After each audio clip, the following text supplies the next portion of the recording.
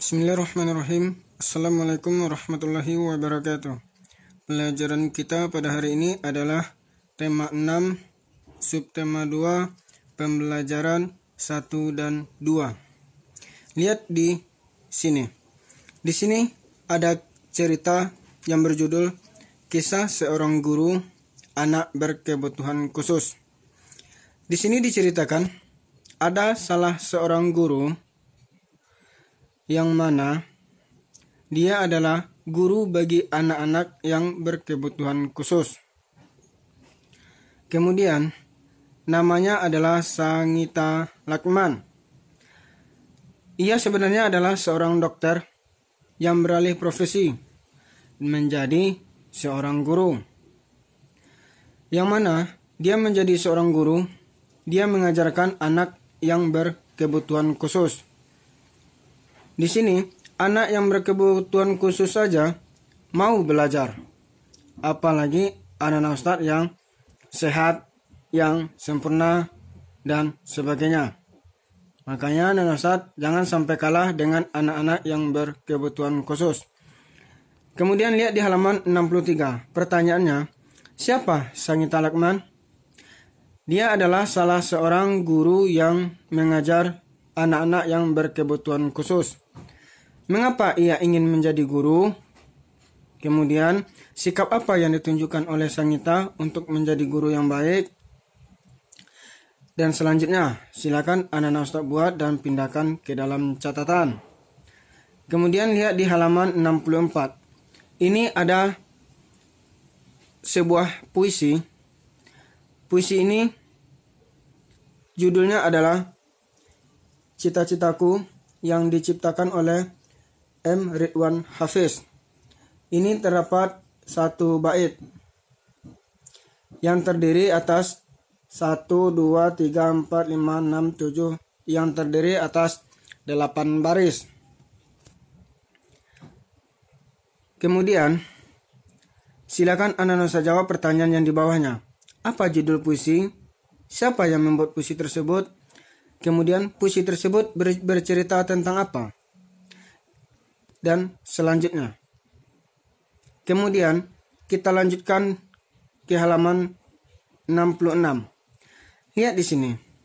Di sini ada salah seorang dokter yang mana kerjanya adalah sebagai dokter hewan. Kemudian kita lanjutkan ke tahapan pertumbuhan hewan dari kecil sampai dewasa. Kita lihat pertama, daur hidup katak. Katak berkembang biak dengan cara bertelur di dalam air. Kita lihat di sini. Ini yang pertama. Ini adalah telur dari katak tersebut. Kemudian telur-telur itu akan menetas setelah kurang lebih 10 hari. Ini setelah menetas dia akan menjadi seperti ini. Kemudian telur menetas berudu yang hidup di air ini. Kemudian setelah menjadi berudu, dia berubah menjadi ini dan lanjut menjadi ini, kemudian menjadi katak dewasa dan katak dewasa bertelur di dalam air. Kita lanjutkan. Daur hidup kecoa. Kecoa merupakan salah satu serangga yang juga berkembang biak dengan cara bertelur. Ini dia telur kecoa. Setelah beberapa lama, telur kecoa akan berubah menjadi kecoa muda ini yang disebut dengan nimfa. Bentuk nimfa ini mirip dengan kecoa dewasa. Cuma warna kulitnya yang berbeda. Itulah daur hidup dari kecoa. Kemudian kita lanjutkan ke daur hidup capung. Capung juga merupakan serangga yang berkembang biak dengan cara bertelur. Ini dia telur capung. Ketika telur capung menetas, ia menjadi capung muda yang disebut nimfa ini. Setelah kurang lebih mengalami pergantian kulit sebanyak 10 kali, capung berubah menjadi capung dewasa. Kemudian kita lanjutkan. Daur hidup nyamuk. Nyamuk juga termasuk jenis serangga yang berkembang biak dengan cara bertelur di permukaan air.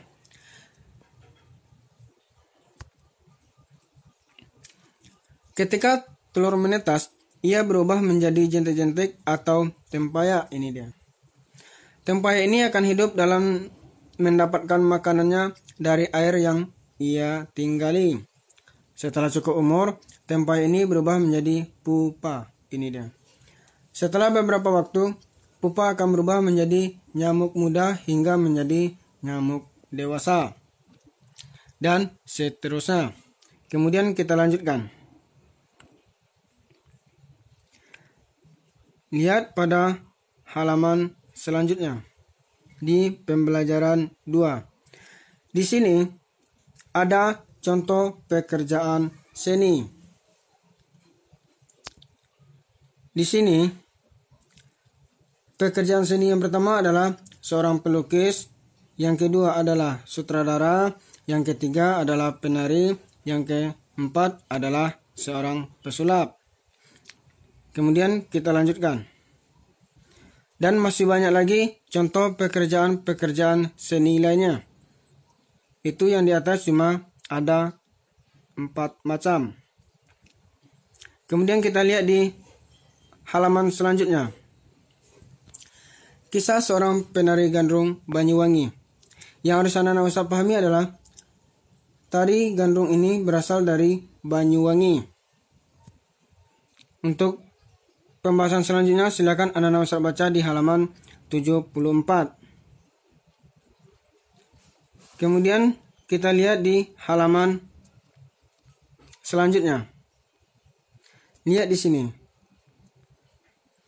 Ini ada bentuk puisi yang judulnya Puisi Penari yang diciptakan oleh Hascahya Triliun Laksono, bukan Hafiz Laksono ya. Di sini terdiri dari beberapa bait. Lihat di sini. Bait pertama, bait kedua, bait 3, 4, 5, 6. Dan yang harus anak-anak usah pahami, setiap bait ini terdiri atas 2 baris, baris 1, baris 2. Bait kedua, baris 1, baris 2. Bait ketiga, baris 1, baris 2, dan selanjutnya. Kemudian anak-anak usah lanjutkan di halaman selanjutnya. Apa judul puisi di atas dan siapa penulisnya? Sudah saya jelaskan. Terdiri atas berapa baitkah puisi tersebut? Kemudian terdiri atas berapa bariskah?